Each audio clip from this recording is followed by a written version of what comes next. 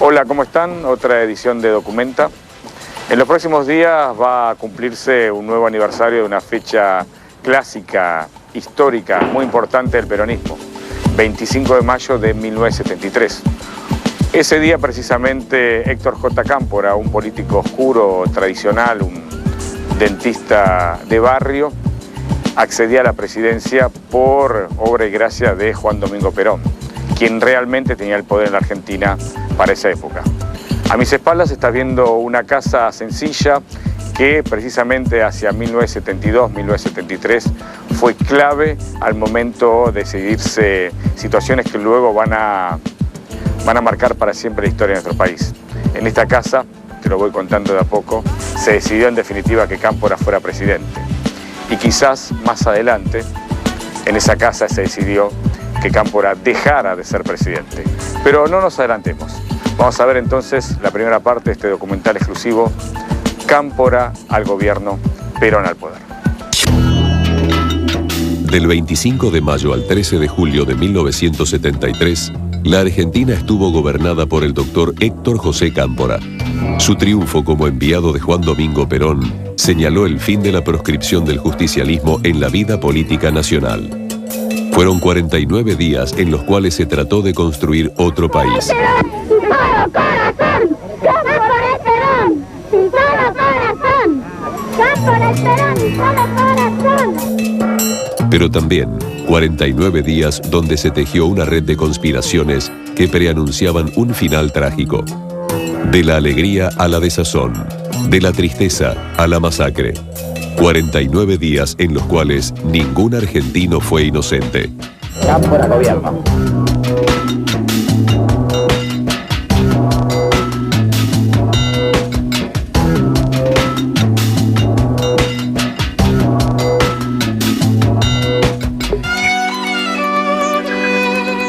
El general Juan Domingo Perón llegó al poder en 1946 y puso en marcha una reforma social que transformó a la Argentina. En los 9 años de su mandato, la sociedad se dividió profundamente entre peronistas y antiperonistas. Se llega el 16 de septiembre del 55 y el general Lonardi encabeza la revolución desde Córdoba. Y ahí hay un momento, hay unos días en que no se sabe bien qué pasa. La que está totalmente levantada parece que es la Marina, la flota de mar. En el ejército hay cuerpos de ejército que responden al gobierno y hay otros que no, pero la mayoría parece que en esos momentos sí. Los transeúntes fueron sorprendidos por la presencia de aviones que, según la versión oficial, volarían para rendir homenaje al libertador. El exmandatario, según trascendió después, sabía desde horas antes que aquellos aviones no iban a volar para rendir homenaje, sino para bombardear la casa de gobierno, de no presentar él en el término fijado su renuncia.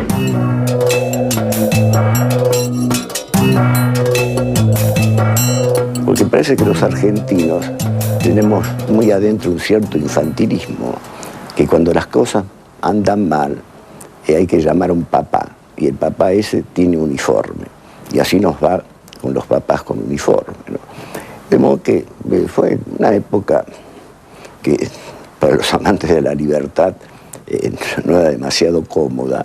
Y viene un antiperonismo, digamos, no demasiado virulento, que era el de Lonardi, que dice que no hay ni vencedores ni vencidos. A pesar de eso toma algunas medidas, se detiene bastante gente. Para Perón, fueron 18 años de exilio en Madrid. Para los peronistas, 18 años de proscripciones. A partir de 1955, se sucedieron 3 años de dictadura. Los 8 años siguientes, la Argentina estuvo gobernada por gobiernos civiles que alcanzaban el poder gracias al veto que se mantenía sobre el peronismo. Bueno, Cámpora sufre, como todo el peronismo, proscripción, persecución, prisión. Después vive en el exilio hasta que llega Frondizi al gobierno, hay una amnistía, puede regresar. Desde su exilio en Madrid, Perón comenzó a planificar su regreso al poder con una estrategia simple: negociar con los partidos políticos tradicionales y desestabilizar a la dictadura militar con operaciones guerrilleras. Esa violencia en manos de los pueblos no es violencia, es justicia. Fue una estrategia realmente genial, ¿no? Pero tuvo su costo también. Por ejemplo, el costo de exaltar una juventud que después tuvo que repudiar.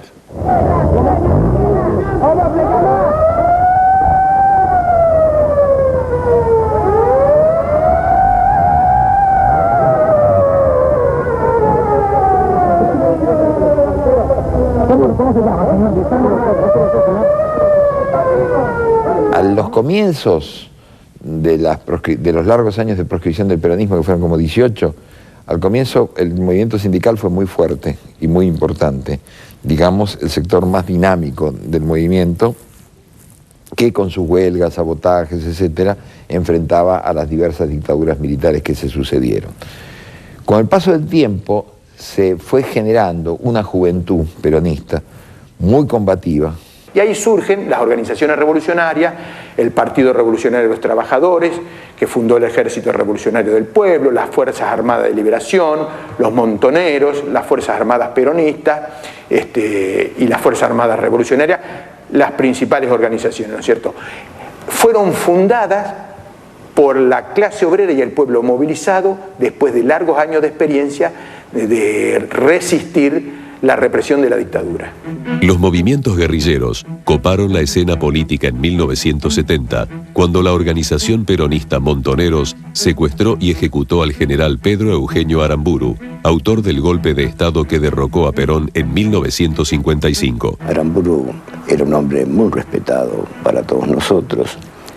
La muerte creo que fue misteriosa, en el sentido que sí, los ejecutores fueron miembros de la insurrección, ¿no? Pero de atrás de allí, ahí no está descubierto totalmente el velo de por qué fue la muerte de Aramburu.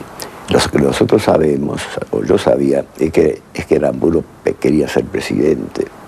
Y era una figura muy importante en ese entonces y no convenía a muchos sectores. Pedro Eugenio Aramburu, a diferencia de lo que dicen algunos medios, fue, para su época, 1955, un dictador de características tan tenebrosas como podría ser después, muchos años después, un Pinochet o un Videla.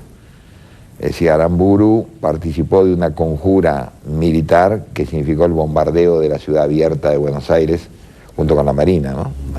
A la par de Montoneros actuaba el Ejército Revolucionario del Pueblo, brazo armado del marxista Partido Revolucionario de los Trabajadores.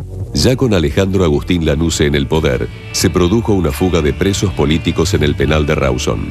6 dirigentes de las Fuerzas Armadas Revolucionarias, del ERP y de Montoneros, lograron tomar un vuelo que los condujo a Chile. Esta es esta foto, que no es una foto, no es una reproducción, es la foto original. ¿De quién? De los 6 compañeros que se fugaron de la cárcel de Rawson y tomaron el avión en Trelew, y de los 4 compañeros que integraban el comando que tomó el avión. Estos son los 10 compañeros que llegaron a Chile, que después fueron a Cuba. Bueno, acá están, como se ven las palmeras que están en el fondo. Es una foto que es bastante conocida, que los compañeros se sacaron en Cuba. Pero 19 militantes quedaron varados ocupando el aeropuerto de Trelew. Rodeados por fuerzas de la represión, negociaron los términos de la rendición frente al capitán de corbeta Luis Emilio Sosa. Los detenidos debían ser alojados nuevamente en el penal de Rawson, pero la Armada no cumplió el trato. Trasladados a la base aeronaval Comandante Sar, fueron torturados durante 7 días. En la madrugada del 22 de agosto de 1972, se cumplió la orden de fusilarlos. 16 de ellos murieron en el acto. Sobrevivieron María Antonia Berger, Ricardo Aydar y Alberto Camps. ¿Ustedes son los 3 sobrevivientes del 22 de agosto? De la masacre del 22 de agosto. Prácticamente los marinos los asesinaron, los que estaban en la base Almirante. Asesinados, en un pasillo, los mataron. La dictadura militar envió a Trelew al contraalmirante Hermes Quijada, jefe del Estado Mayor Conjunto, para que elaborara una versión creíble de la masacre. Quijada intentó esquivar al periodismo, pero fue descubierto por los medios en el aeropuerto y mintió. Un minuto nada más porque habíamos llegado corriendo. ¿Su presencia aquí obedece a los hechos que son de conocimiento? No obedecen a esto. obedecen a otros problemas, pero por supuesto todos tienen relación entre sí. De todas maneras, aprovechando su presencia aquí, ¿ha visitado la base aeronaval? Que pase por la base de un momentito. ¿Hay alguna consignación de la información respecto a más muertes? No, ninguna. Yo no tengo conocimiento. ¿Cuál sería la cifra? Realmente es el comandante de la zona de emergencia el que le puede informar. ¿Se dirige a informar entonces al presidente de la Nación usted? Yo no voy a ver al presidente de la Nación. No tiene relación mi presencia acá con estos hechos. Muy amable, muchas gracias. Muchas gracias. Los militares comenzaron a planificar su retiro y se abrió un proceso con vistas a futuras elecciones. Todas las miradas convergieron hacia Madrid. Desde allí, Perón mandó a llamar a un ex legislador que había conocido casi 30 años atrás, Héctor José Cámpora. Bueno, mi padre era odontólogo, ejercía la profesión en San Andrés de Giles y una vez por semana acá en Buenos Aires, en un sanatorio de aquella época que ya no está más. Y en el año 44 fue designado comisionado municipal de San Andrés de Giles. En ese carácter lo invitaron a ir a un acto que se realizaba en Junín, al cual iba a asistir el en ese entonces coronel Perón.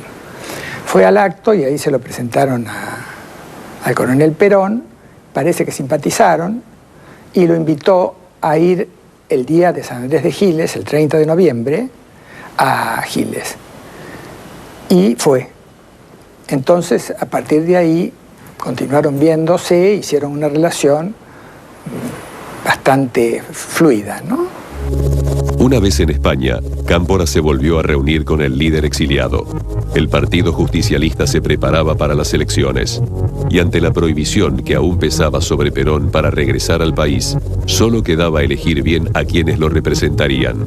Pues llega a Madrid, lo va a recibir la señora de Perón y lo acompaña directamente a la quinta 17 de octubre, y Perón, después de una charla y de ver cómo estaban ellos y cómo estaba el país y cómo estaba el movimiento, le dice que lo va a reemplazar a Paladino, ha decidido reemplazarlo a Paladino como delegado, y que le gustaría que él aceptara el cargo. Y puso a Cámpora porque sabía que Cámpora iba a hacer exactamente lo que dijo que iba a hacer. Iba a ser leal y iba a procurar que Perón se presentara como candidato, cosa que no logró. Lo único que no logró don Héctor fue ese, que era su sueño, que Perón fuera candidato, pero sí logró que Perón regresara a Argentina y que finalmente, después del interregno del mismo, Perón fuera candidato. La sociedad seguía dividida y el Partido Justicialista también. El clima político daba paso a la violencia sin que hiciera falta ninguna provocación. Pero las palabras de Perón no dejaron lugar a dudas. Cámpora sería el hombre indicado y su tarea no iba a ser nada fácil. Entonces mi padre llega acá con esas tres instrucciones, ¿no? Preparar el regreso de Perón, normalizar el Partido Justicialista y considerarse el último delegado de Perón, ¿no? El general Lanusse pretendía perpetuarse en el poder y su estrategia de enfrentamiento consistía en asegurar que Perón jamás abandonaría su exilio en Madrid. Lanusse, yo lo aprecio mucho, Lanusse. Era un gentleman, era un caballero, era un militar formidable, ¿no? Pero conocer la fábula de Escorpión con la rana, ¿no? Él no podía renunciar a su naturaleza. Él ya fue golpista en la época del general Menéndez, tenía eso en el alma, ¿no? Y bueno, Lanusse pronuncia una frase desgraciada: no va a venir porque no le da el cuero, dijo, y vino. Lo que buscaba la sociedad argentina en ese momento era orden. En medio de ese clima de guerra civil, de atentados, de muertes, de asesinatos, quería orden. Si el orden lo ponía Perón, que fuera Perón. Si el orden lo podía poner Balbín, que fuera Balbín. Y Perón evidentemente tenía recursos como para imponer el orden. Un vuelo charter repleto de militantes, dirigentes, artistas y deportistas partió desde Ezeiza rumbo a Europa para escoltar a Perón. Todos se sabían protagonistas de un hecho histórico y definitivo. Miguel, nos interesa su opinión, momentos antes de partir. Bueno, se imagina que estamos ya a víspera de concretar un sueño que hace 18 años que venimos anhelando. Bueno, yo no voy en representatividad de nada, simplemente fue una invitación personal que yo agradezco muchísimo y voy como una peronista más, nada más. Bueno, yo espero que esté todo el pueblo esperándonos. esperando al general más que a mí, ¿no? Por supuesto. Buen día. Gracias. El 17 de noviembre de 1972, Perón pisó suelo argentino luego de 18 años de exilio. Una verdadera euforia ha llenado a todos los simpatizantes que están reunidos en el local del Sindicato de la Carne, viendo por televisión cuando la máquina de Italia toca la pija de 6. Lo protegió el paraguas del sindicalista José Ignacio Rucci y la seguridad que había ordenado el secretario José López Rega. En Ezeiza, cuando quiere salir, le dicen que no puede salir. Parece que la intención del gobierno era hablar con él, hablar primero a Lanuse con él, antes de salir. Dicen que no va a haber ninguna posibilidad de acuerdo, de que hubiera un diálogo entre Perón y Lanuse. Hasta que él no esté en su casa no va a resolver esto. Pero el Movimiento Nacional Peronista manifiesta y denuncia ante la opinión pública que en este momento el general Perón está preso. Al día siguiente, Perón recuperó la libertad y se trasladó a la residencia de Gaspar Campos, una casa de 2 plantas ubicada en Olivos, donde fue a vivir con su esposa Isabelita y López Rega. Una multitud de militantes se apiñaba día y noche para saludar a su líder. Bueno, ahí residía Perón, ahí recibió a mucha gente, incluso a opositores como Balbín. Ahí se sentaron las bases de la obra del pueblo. Y ahí de alguna manera se tramó lo que Perón creía hacer como un gran pacto nacional donde estuvieran involucrados todos los partidos prácticamente. La estrategia de Perón dio resultado. Un amplio abanico de dirigentes políticos se reunió con él para determinar las condiciones de las futuras elecciones presidenciales. El objetivo fundamental es la reunión hoy con el general, así que... ¿El apoyo es incondicional? Sí. En Gaspar Campos se provoca, obviamente, la reunión entre Perón y Balbín. No es un hecho menor. Gaspar Campos y en los días posteriores se provoca la reunión multipartidaria y multisectorial en Nino, donde un arco un gran espectro de empresarios, trabajadores, la juventud, más todo el mayor arco de partidos políticos avalan lo que era terminar con una ignominia en la Argentina que significaba que Perón no podía estar en la patria. El 14 de diciembre de 1972, Perón abandonó la Argentina y se dirigió al Paraguay para visitar al dictador Alfredo Stroessner. En Paraguay lo designa mi padre como su candidato a la presidencia de la Nación y se elige la fórmula presidencial. Después es votada por los demás partidos del Frente Justicialista y queda integrada por mi padre y por el doctor Vicente Solano Lima. Héctor J. Cámpora entendía lo que estaba pasando en el mundo, en Latinoamérica. No le asustaba la palabra revolución, liberación, no le asustaba la palabra formaciones especiales, lucha armada, montonero, JP, rebeldía. Yo creo que Perón elige a Cámpora porque sabe que es un hombre, en primer lugar, absolutamente dócil a sus instrucciones, y además un hombre mediocre en su pensamiento. La campaña electoral se puso en marcha. Cámpora recorrió todo el país. Fue a Río Negro, a Corrientes. Viajó a Santiago del Estero, donde la dictadura montó un cerco con la policía local y el ejército. Cámpora sabía que ganaba, pero deseaba evitar el balotaje. El candidato peronista pensaba que ahí podía consumarse la traición de la dictadura militar. Estábamos luchando contra una dictadura y veníamos de 18 años de proscripciones, nos convenía asegurar el triunfo en la primera vuelta. Por eso incluso habíamos tratado de que el general Perón regresara al país. Cámpora había mandado como emisario secreto al secretario general del movimiento, al doctor Juan Manuel Abal Medina, para tratar de que Perón viniera en febrero para participar de la campaña. Perón no podía venir por algo que era secreto y que no lo supimos en aquel momento, que ya tenía un serio problema del corazón, cosa que López Rega e Isabel Perón ocultaron al conjunto del movimiento. Cámpora, a su vez, introduce y genera una nueva manera de relación entre la dirigencia y el pueblo. El doctor Cámpora decía recién, comentaba que este hombre que ha hecho hoy las veces de cocinero, lo hizo con un ojo solo, ¿no es cierto? Porque está lesionado. Y me permití repetir que cómo sería el asado que no podría haber estado mejor, pero si este amigo y este compañero hubiera tenido los dos ojos para hacerlo, ¿no?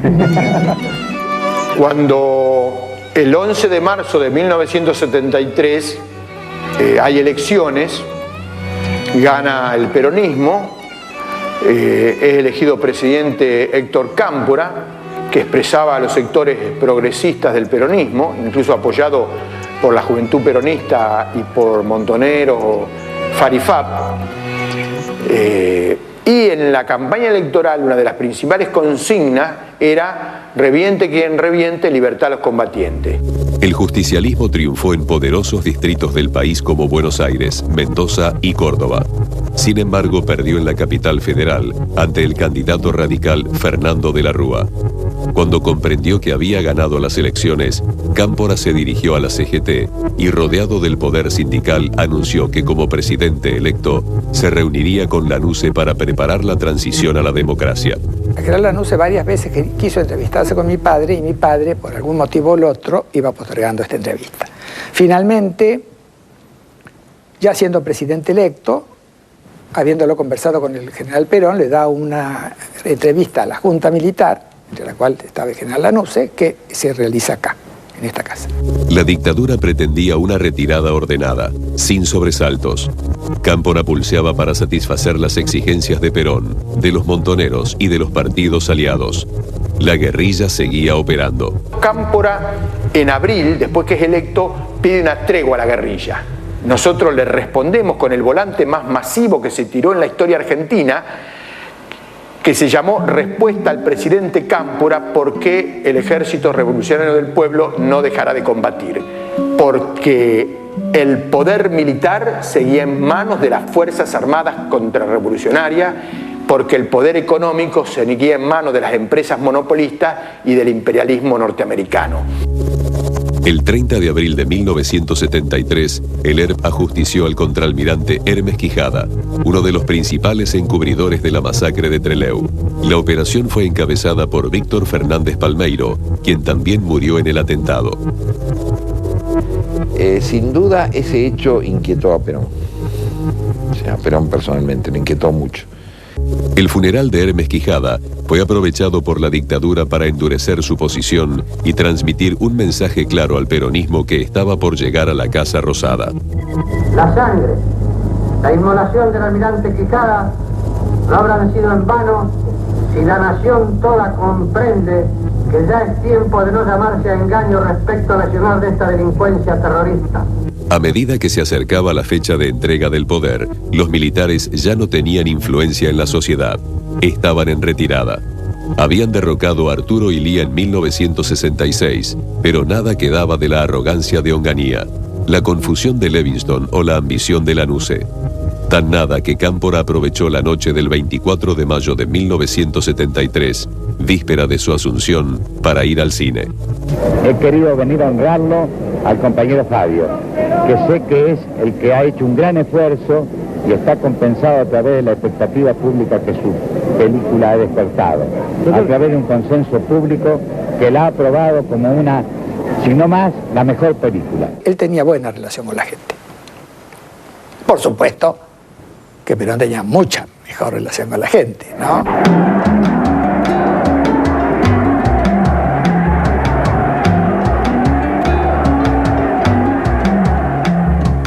El país entero se preparaba para la gran fiesta. Era otro 25 de mayo y el peronismo volvía a ser gobierno luego de 18 años de prohibiciones.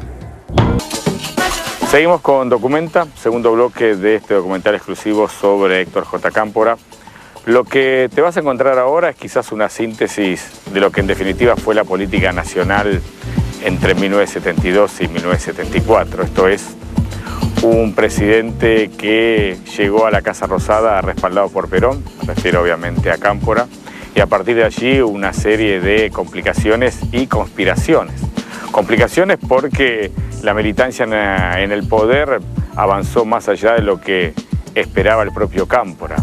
Y las conspiraciones porque en definitiva el propio Perón ya sabía que Cámpora era una suerte de transición hacia su propia presidencia y entonces urdió una trama junto con López Rega para acabar con Cámpora.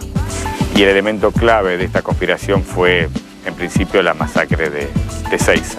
Luego Cámpora, fiel a sus principios, se entrega al poder y allí el poder, o mejor dicho, simplemente el gobierno, se lo da a Lastiri, yerno de López Rega y coleccionista de corbatas. Quizás la síntesis perfecta de lo que fue la tragedia peronista en esa época.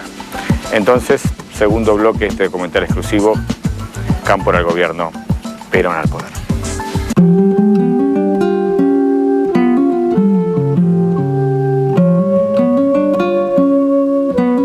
El 25 de mayo de 1973, Cámpora llegó temprano al Congreso para jurar como primer mandatario de la nación. Junto a él estaban el presidente de Cuba, Osvaldo Dorticós, y el de Chile, Salvador Allende.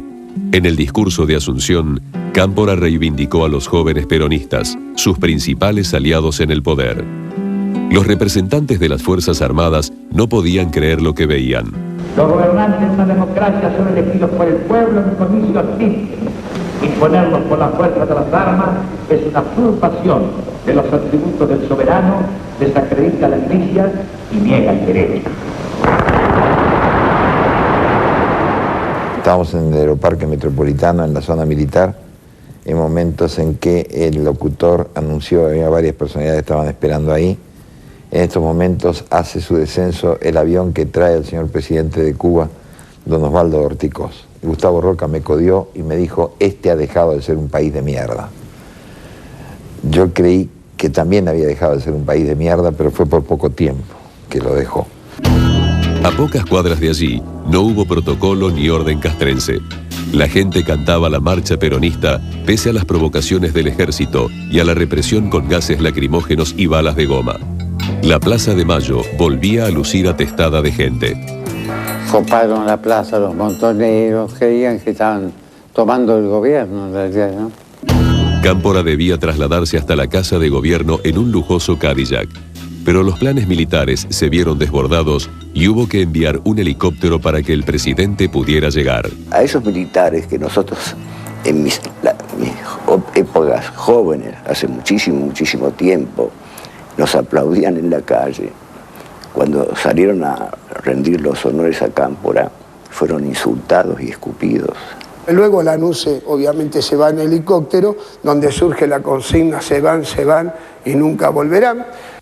Había tanta pasión en la gente que el padre Carlos Mujica, de profundo predicamento en los movimientos villeros, prefirió quedarse unos minutos más en la plaza antes de entrar a la Casa Rosada. Padre Mujica, ¿por qué no está en la sesión en los actos oficiales?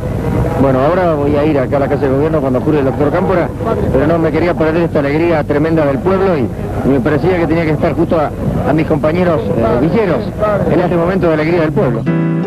Ya en el Salón Blanco se desnudaron los contrastes del nuevo gobierno. Identificados con las tendencias de izquierda, asumieron Esteban Rigui como ministro del Interior y Juan Carlos Puig en Relaciones Exteriores. Pero en Bienestar Social juró José López Rega y en Economía José Bergelbar. La mayor escisión la señaló el área educativa. El ministro fue Jorge Tayana, el rector de la universidad, Rodolfo Puigros. El cóctel sería explosivo. Entonces mi padre, cuando va la próxima vez a España, le dice al general que le va a ofrecer a su señora el Ministerio de Bienestar Social. Y el general le dice, no, mire doctor, Isabelita como Evita, cargo ninguno. ¿Por qué no lo pone este muchacho López?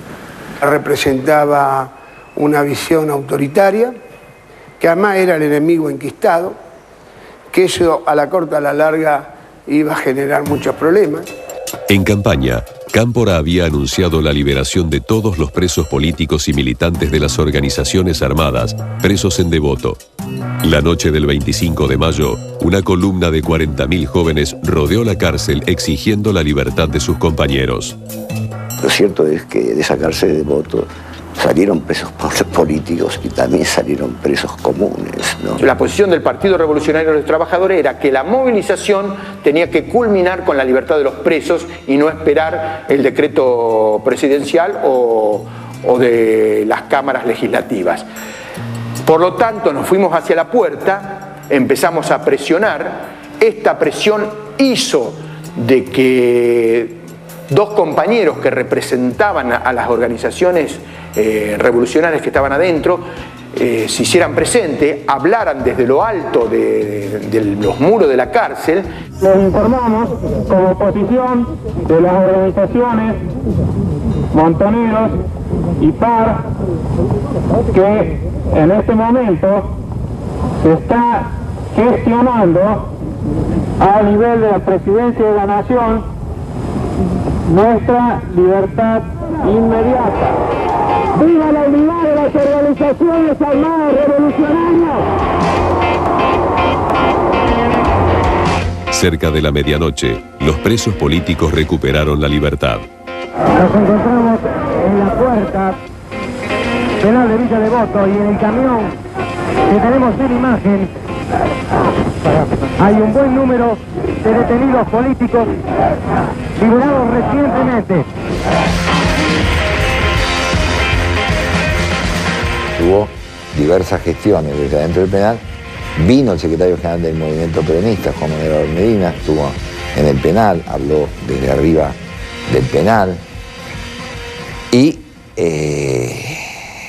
bueno, algunos de los máximos dirigentes de la Juventud Peronista hablaban con el doctor Campo y dijeron: mira, doctor, esto es insostenible, o sea, esto no podemos esperar a que el Congreso, en todo caso que el Congreso ratifique con la amnistía, pero hay que editar el decreto de indulto ya. Cámpora estaba en una fiesta que se hacía para las delegaciones extranjeras que asistían a la toma de posición, que se hacía en el Palacio del Consejo Deliberante, y allí de la actual legislatura.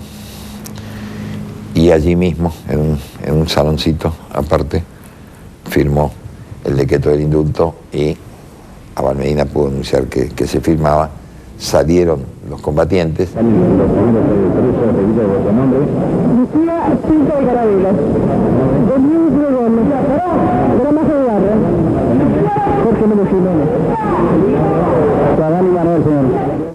En los primeros 2 días de gobierno, Cámpora se enfrentó a una creciente lucha entre la izquierda y la derecha del peronismo, que dirimían diferencias ocupando colegios, edificios públicos, bancos y medios de comunicación. Las tomas pasaron a significar la derrota del enemigo y un triunfo ante la opinión pública. Fue una locura, una utopía. Los muchachos montoneros creían que estaban cambiando el mundo por tomar una repartición pública. Fue un dislate, una falta de madurez muy grande. Y de parte de Cámpora probablemente una gran ingenuidad. A principios de junio de 1973, los tiempos se iban acortando para Cámpora. Perón lo trataba con frialdad y López Rega se volvía cada segundo más poderoso. El ministro de Bienestar Social ejercía un poder que llegaba directamente de Madrid, desde donde el general preparaba su vuelta definitiva a la Argentina. A estos sectores del lópezreguismo se le cuelgan sectores de un gremialismo que hasta ese momento la miraban a ver qué pasaba. No creían en el retorno de Perón, no creían en la lucha, obviamente la miraron de costado, pero participando, colaborando con las dictadoras de turno. El miércoles 19 de junio de 1973, Perón abandonó definitivamente su residencia de Puerta de Hierro en Madrid. Había pasado allí una etapa clave de su vida y regresaba a Buenos Aires para ejercer el gobierno y el poder. Cámpora viajó a España para acompañarlo en el regreso, pero el general lo ignoró. Recién en el aeropuerto de Barajas, cuando Franco llegó para cumplir con las reglas de protocolo, Cámpora y Perón se mostraron juntos. En Buenos Aires, el peronismo se preparaba para recibir a su líder histórico. Era el regreso definitivo y el gobierno había decidido organizar un acto popular en los bosques de Ezeiza. Cámpora sabía que López Rega tramaba una conspiración en su contra.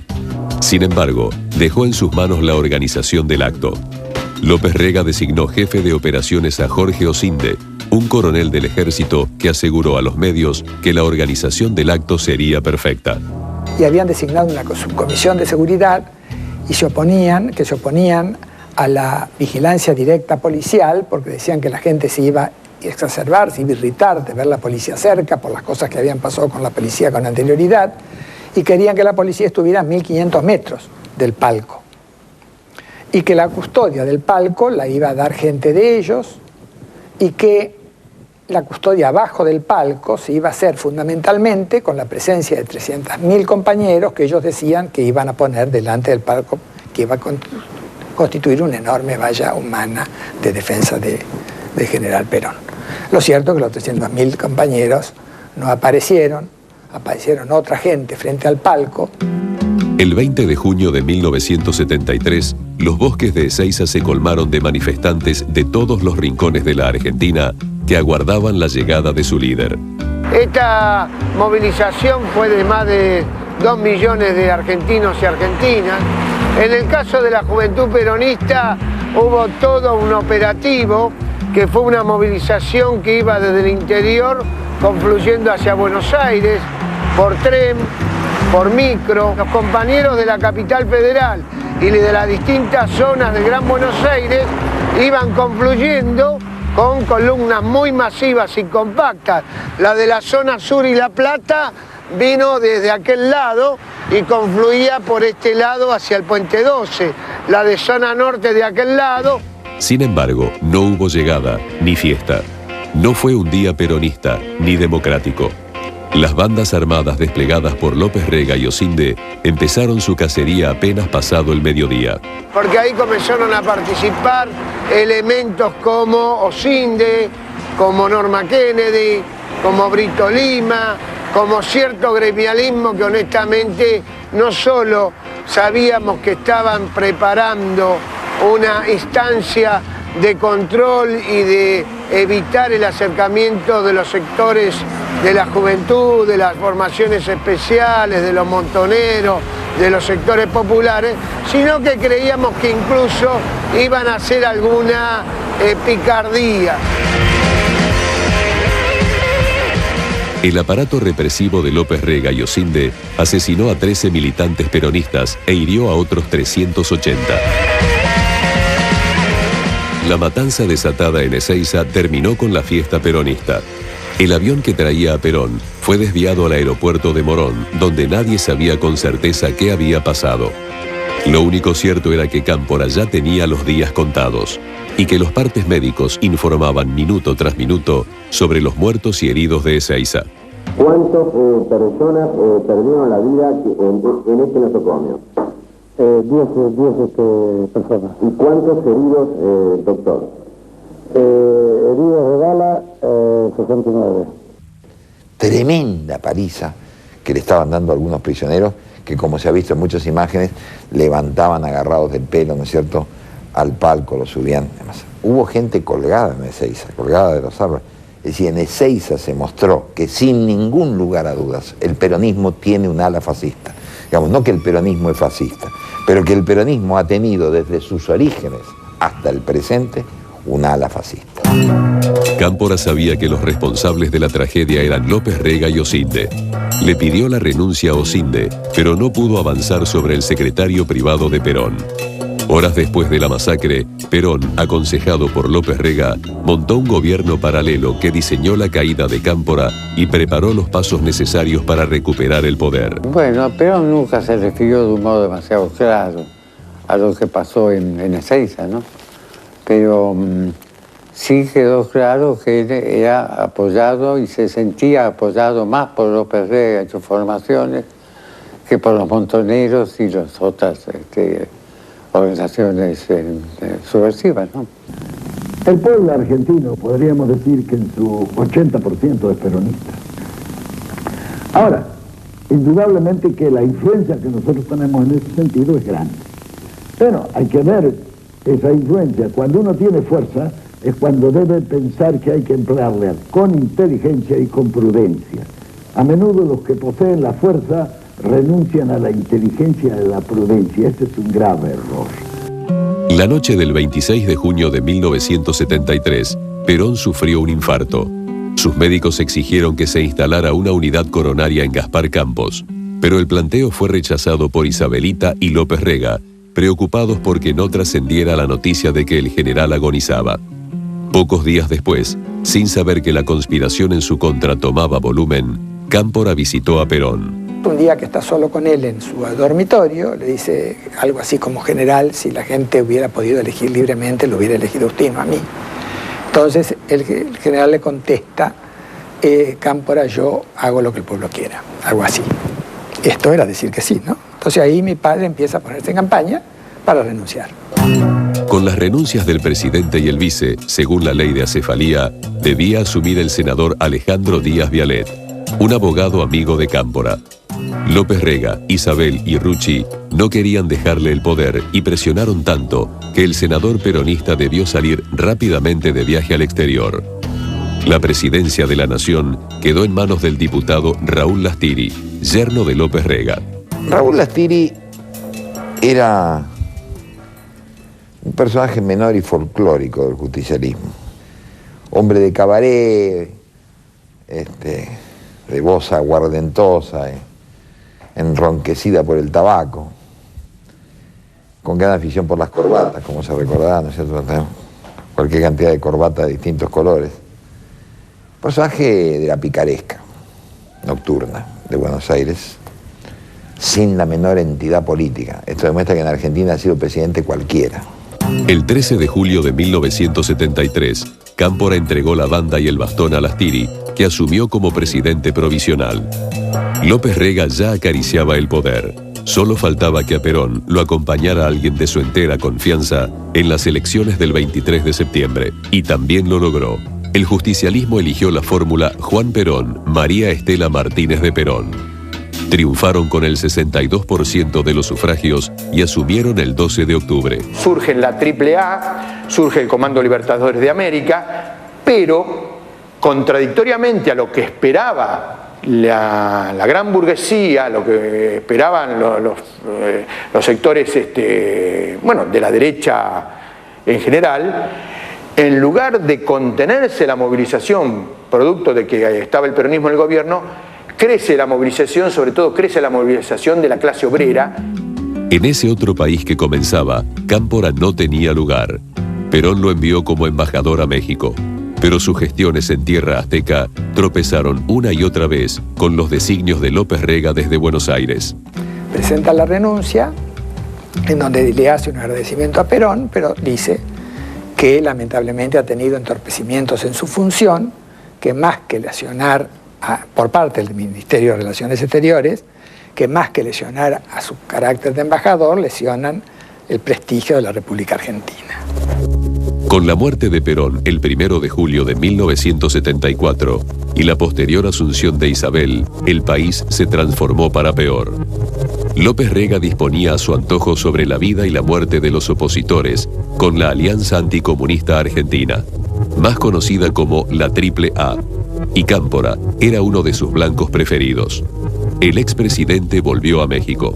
Cámpora, como un soldado, se presenta, va a despedirse del amigo y del jefe muerto, va al Congreso. Cuando sale del Congreso ve 3 Ford Falcon que rondan como tiburones en torno a su auto, sabe por toda una serie de gente que lo quieren asesinar y tiene que abandonar precipitadamente el país, regresando a México, pero esta vez ya no en carácter de embajador, sino en carácter de exiliado. Ya en la Argentina, Cámpora vio cómo en 1976 el golpe de Estado encabezado por Jorge Rafael Videla ponía fin al gobierno de Isabelita y desataba la más sangrienta dictadura que conociera el país. Refugiado en la Embajada de México durante 4 años, olvidado por el partido al que había dedicado toda su vida, el doctor Héctor José Cámpora, enfermo de cáncer terminal, logra un salvoconducto para viajar a México, donde fallece el 19 de diciembre de 1980. El gobierno de Cámpora fue una brevísima primavera, un soplo en una atmósfera envenenada, ¿no?, que lo precedió y lo sucedió. Porque creo que la lealtad es una virtud. Y esa lealtad que yo le he dado al general Perón en todas las actividades de mi vida, seguirá así, insobornablemente, inquebrantablemente, porque creo que la lealtad edifica indudablemente en forma más honrosa al ser humano. Estamos terminando esta edición Documenta, en esta oportunidad referida a Héctor J. Cámpora. Vos pensás que Cámpora gobernó solo 49 días y aún hoy, a tanto tiempo desde que ha pasado desde su gobierno, aún se sigue debatiendo qué es lo que pasó con su administración, qué es lo que pasó con ese movimiento que tanto lo respaldó durante esos 49 días. Entonces la pregunta básica, o mejor dicho, la conclusión básica que uno debería hacer, por lo menos para mí, es la siguiente. ¿Gobernó mal? ¿Las ideas que había puesto en marcha no eran las que debían aplicarse a la Argentina en esa época? ¿O en realidad Cámpora fue el blanco móvil de una conspiración que terminó de arrojarlo por afuera del gobierno y en definitiva por afuera del propio peronismo? Y se fue una conspiración. ¿Quién la puso en marcha? ¿Solo López Rega o López Rega con Perón?